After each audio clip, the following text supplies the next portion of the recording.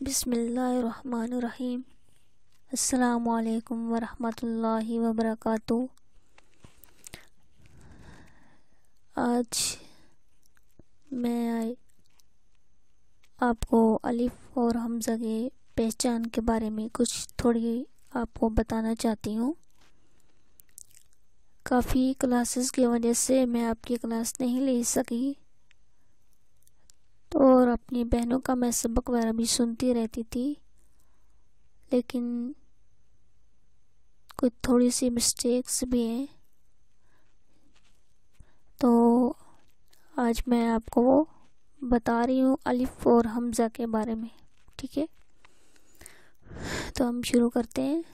سب سے پہلے الف ہمیشہ ساکن ہوتا ہے، ٹھیک ہے؟ الف ہمیشہ ساکن ہوتا ہے اور اس سے پہلے زبر ہوتا ہے، جیسے ما، لا، با۔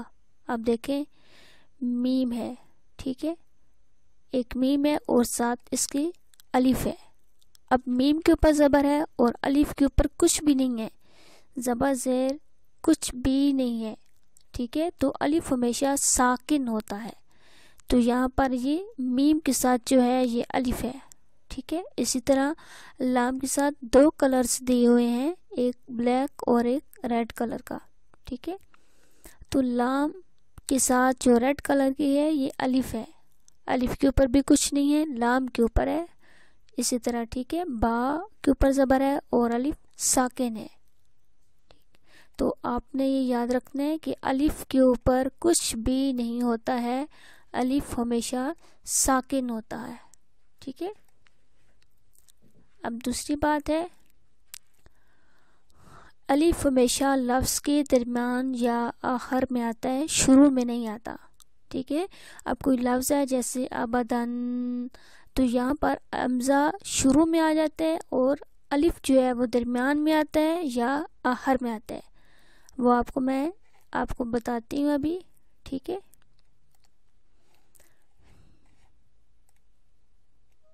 جیسے اب یہاں پر آپ دیکھ سکتی ہیں، یہ دیکھیں الف لفظ کے آخر میں آیا ہے، ٹھیک ہے؟ یہ ایک پورا لفظ ہے، اب لفظ کے آخر میں الف آیا ہے، شروع میں جو آیا ہے وہ حمزہ ہے، ٹھیک ہے؟ الف کے اوپر کچھ بھی نہیں ہے، ٹھیک ہے؟ یہ آپ کو نظر آ رہا ہوگا، الف کے اوپر کچھ بھی نہیں ہے، الف ہمیشہ خالی ہوتا ہے، ساکن ہوتا ہے، اس کے اوپر کچھ بھی نہیں ہوتا ہے۔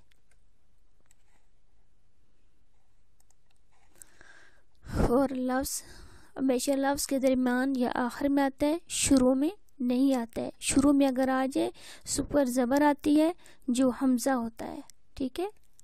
آگے الف سے پہلا زبر والا حرف اگر موٹا ہو، ٹھیک ہے؟ الف سے پہلے اگر زبر والا حرف ہو تو وہ موٹا ہو، جیسے خا، صاد، ضاد، غین، طا، قاف، ظا، لام، را، ٹھیک ہے؟ تو الف موٹا پڑا جائے گا۔ اب جیسے قال، اب دیکھیں قاف جو ہے یہ موٹا ہے، ٹھیک ہے؟ قاف موٹا ہے، تو قاف کے ساتھ جو الف آیا ہے تو یہاں پر الف موٹا پڑا جائے گا، قال، ٹھیک ہے؟ ورنہ جو ہے اگر باریک لفظ آئے گا تو ہم اس کو ایسے پڑھیں گے کان، ٹھیک ہے؟ اب پہچان دیکھیں، قال کان، قال کان، ٹھیک ہے؟ قال جو ہے یہ موٹا پڑا جا رہا ہے اور کان باریک پڑا جا رہا ہے، کیوں؟ الف سے پہلے لفظ جو آیا ہے وہ موٹا آیا ہے، ٹھیک ہے؟ قاف کو موٹا پڑا جاتا ہے تو یہ موٹا پڑا جائے گا، ٹھیک ہے؟ آگے جس الف پر کوئی حرکت یا جزم ہو وہ حمزہ بن جاتا ہے، ٹھیک ہے؟ حمزہ چاہے اصلی شکل میں ہو یا الف پر جزم کی شکل میں، یہ جھٹکے سے پڑھا جاتا ہے، ٹھیک ہے؟ جیسے ابھی میں نے آپ کو یہاں پر مثال بتائی تھی، یہ ابدن میں دیکھیں یہ لفظ کے شروع میں جو آ گیا ہے یہ حمزہ آیا ہے، اب یہاں پر دیکھیں اس کے اوپر زبر آئی ہے، جو یہ زبر ہے، ٹھیک ہے؟ اب اس کو مٹا دیتے ہیں، اب یہ دیکھیں یہ صرف یہ الف بن گیا ہے، اس کے اوپر زبر زیر پیش کچھ بھی نہیں ہے، جزم کچھ بھی نہیں ہے، تو یہ الف بن جاتا ہے۔ جب ہم اس کے اوپر زبر لگا دیتے ہیں، کوئی بھی حرکت لگاتے ہیں، زیر زبر پیش جزم کچھ بھی لگاتے ہیں، تو یہ حمزہ بن جاتا ہے، ٹھیک ہے۔ جو لفظ کے شروع میں آتا ہے، لفظ کے آخر میں الف آتا ہے اور درمیان میں الف آتا ہے، لفظ کے درمیان اور آخر میں الف آتا ہے، شروع میں اگر آ جائے تو وہ حمزہ بن جائے گا، ٹھیک ہے۔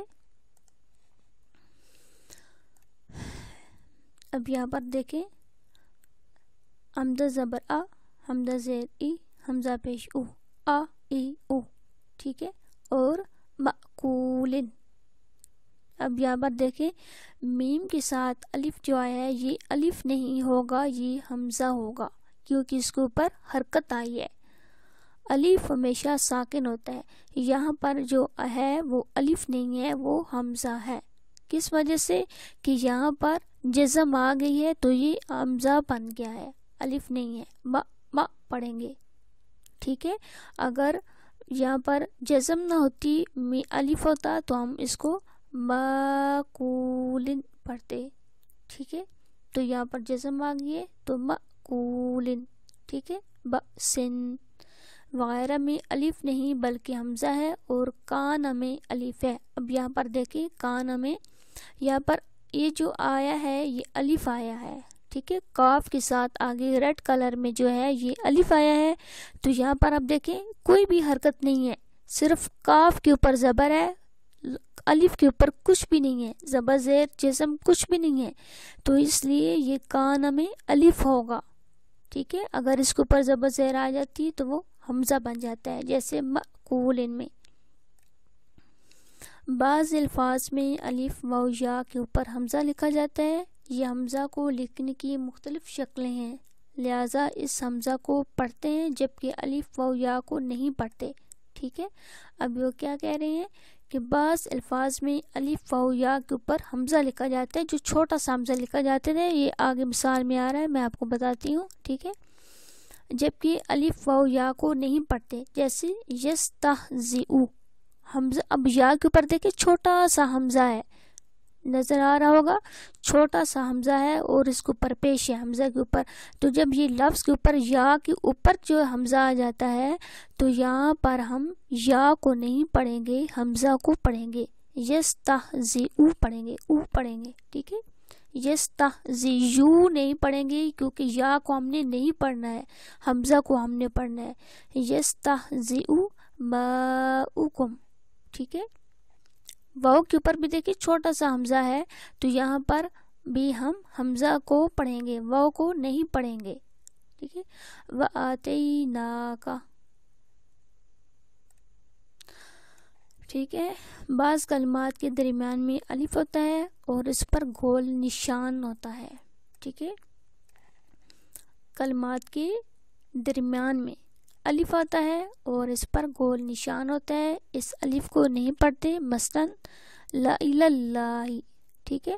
اب لام کے ساتھ یہ دیکھیں الف ہے، لیکن ہم یہاں پر الف کو نہیں پڑھیں گے، کیوں نہیں پڑھیں گے؟ کہ اس کے اوپر چھوٹا سا گول نشان نظر آ رہا ہوگا آپ کو، یہ نشان آ گیا ہے تو اس کو ہم الف کو نہیں پڑھیں گے، لا الہ اللہ، ٹھیک ہے۔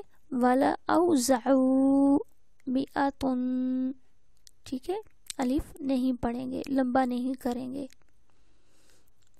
آگے 9 کلمات ایسے ہیں جن کے آخر میں الف پر گول نشان ہوتا ہے، ٹھیک ہے، آخر میں الف پر گول نشان ہوتا ہے، اس الف کو نہیں پڑھتے، یعنی اس الف سے پہلے زبر والے حرف کو لمبا نہیں کرتے، ٹھیک ہے۔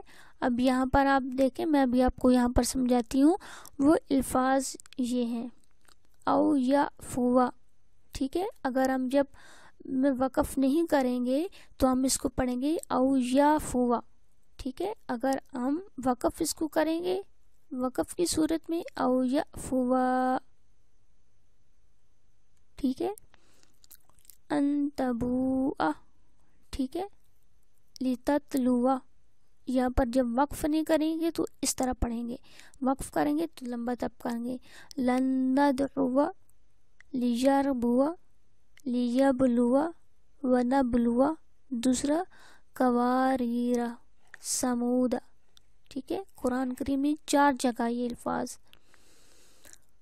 آگے 7 کلمات ایسے ہیں جن کے آخر میں الف پر گول نشان ہوتا ہے. اس الف کو وقف کی صورت میں پڑھتے ہیں مگر ملانے کی صورت میں نہیں پڑھتے. مطلب یہ کہہ رہے ہیں کہ گول نشان جب آتا ہے، الف پر گول نشان ہوتا ہے، اس الف کو وقف کی صورت میں پڑھتے ہیں. یہ جو الف ہے اس کو ہم وقف کی صورت میں پڑھتے ہیں مگر ملانے کی صورت میں نہیں پڑھتے. وہ 7 کلمات یہ ہیں لیکن. ٹھیک ہے، لیکن. تو یہاں پر ہم وقف نہیں کریں گے تو لیکن نہ پڑھیں گے. تو یہ ہم وقف کریں گے لیکن الظنون. ٹھیک ہے، الظنون. تو یہاں پر وقف جب کریں گے الظنون رسول سبیل پہلے قواریرا سلاسل انا قرآن کریم میں جہاں کہیں بھی آئے. ٹھیک ہے، تو یہ آپ کے لیے بہت زیادہ اہم چیز ہے.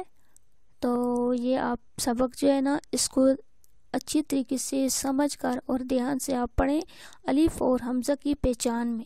ٹھیک ہے، تو جب یہ ہے آپ کو یہ سبق کی جو ہے سمجھ آ جائے تو آپ بتا دیجیے گا. اگر نہ آئے تو آپ دوبارہ پوچھ سکتے ہیں. ٹھیک ہے، تو ہمارا مقصد یہی ہوتا ہے کہ ہم جو پڑھیں، جو سنیں، جو سمجھیں، ہم اس کو آگے بھی دوسروں تک پہنچائیں. یہ ہمارا فرض ہے.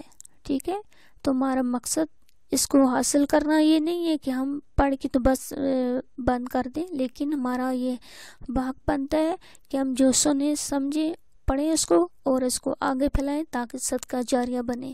اور جہاں تک آپ جو ہو سکے آپ سے تو آپ اپنی فرینڈس وغیرہ کو جو کوئی بھی ہیں آپ ان کو بھی گروپ میں ایڈ کریں. ٹھیک ہے، اور زیادہ سے زیادہ اللہ کے دین کو پھیلائیں. ٹھیک ہے، اور مجھے بھی اپنی دعا میں یاد رکھیے گا. ٹھیک ہے، اللہ حافظ. Thanks for watching. Don't forget to like, subscribe and share. مزید ویڈیو دیکھنے کے لیے ہمارا چینل سبسکرائب کریں، گھنٹی کا بٹن دبائیں اور نئی ویڈیو سے باخبر رہیں.